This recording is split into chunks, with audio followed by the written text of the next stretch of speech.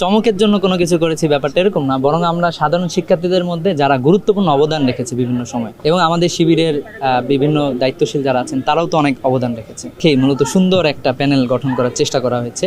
এবং এখানে সবাই খুবই ভালো ক্যান্ডিডেট আমরা মনে করি, এবং শিক্ষার্থীদের হৃদয় জয় করার জন্য তারা কাজ করবেন ইনশাআল্লাহ। শিক্ষার্থীদের যে প্রকৃত সমস্যা রয়েছে এই সমস্যা সমাধানের জন্য সবাই অলরেডি বিভিন্ন সময় কাজ করেছেন এবং আগামীতেও কাজ করবেন।